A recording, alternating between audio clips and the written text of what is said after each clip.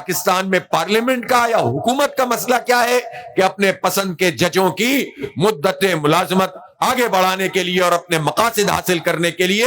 آئین کی ترمیم کی جائے، اور جس طرح چاہیں ڈرا کے دھمکا کے یا خرید و فروخت کر کے۔ اور یہ جو ڈرانے دھمکانے کی بات ہوتی ہے یہ بھی در حقیقت اسی لیے ہوتی ہے تاکہ اگر کوئی بک جائے تو یہ کہہ دے کہ مجھے تو ڈرایا گیا تھا، یعنی قیمت بھی لگ رہی ہوتی ہے، ڈرایا دھمکایا بھی جا رہا ہوتا ہے۔ لیکن میں اس موقع پر یہ کہنا چاہتا ہوں، آپ کو معلوم ہے کہ آج سے 1-1.5 سال پہلے کراچی میں بلدیاتی انتخاب ہوئے تھے۔ بلدیاتی انتخاب میں دھاندلی کی گئی، پہلے حلقے چھوٹے کیے گئے، پھر اس کے بعد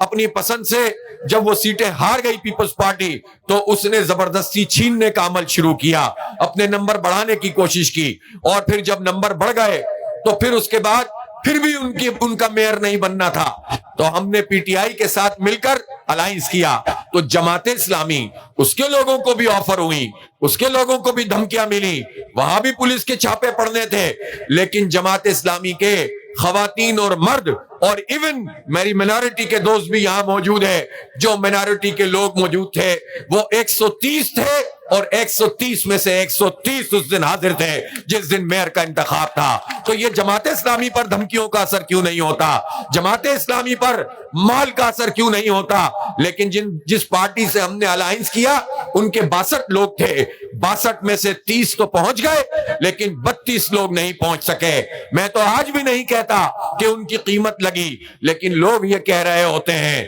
انہوں نے تو یہ کہا کہ ہمیں ڈرایا گیا اور دھمکایا گیا، تو 30 بھی تو پہنچے تھے نا، 130 بھی تو پہنچے تھے، یہ 32 ہی کے لیے ڈراوا کیوں ہوتا ہے؟ اس لیے میں یہ کہنا چاہتا ہوں کہ یہ جو پورا عمل انسانوں کی منڈی لگانے کا ہے، اس میں وہی بکتا ہے جس کی اخلاقی حیثیت کم ہوتی ہے، جس کی جرت کم ہوتی ہے، اور جس کی کمٹمنٹ کم ہوتی ہے۔ الحمدللہ اللہ کی ذات بڑی ہے، بڑی بات سے ہم توبہ کرتے ہیں، جماعت اسلامی کی قیمت کوئی نہیں لگا سکا۔ اور جب باجوہ صاحب کی ایکسٹینشن ہو رہی تھی اور پی ٹی آئی اور نون لیگ اور پیپلز پارٹی اور ساری پارٹیاں مل کر اتفاق کر کے ان کو ایکسٹینشن دے رہے تھے تو جماعت اسلامی سے بھی کہا گیا کہ آپ بھی ووٹ دیں، سب نے ووٹ کاسٹ کیا، جماعت اسلامی نے باجوہ کو ایکسٹینشن نہیں دی۔ اب جتنے لوگ گالیاں دیتے ہیں باجوہ کو وہ بتائیں کہ انہوں نے جنرل باجوہ کو ایکسٹینشن کیوں دی تھی، وہ سارے اکٹھے ہو جاتے ہیں۔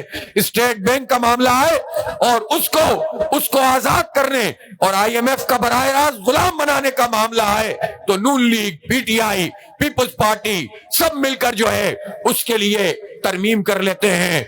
قانون پاس کر لیتے ہیں۔ اس لیے میں کہنا چاہتا ہوں کہ جماعت اسلامی لوگوں کی ترجمانی کر رہی ہے، ہم سب پولیٹیکل ورکر کی قدر کرتے ہیں، ہم نہیں چاہتے کہ انسانوں کی یہ منڈی پارلیمنٹ میں لگے، اور ہم یہ چاہتے ہیں پاکستان کے عوام کو ان کو حق ملنا چاہیے۔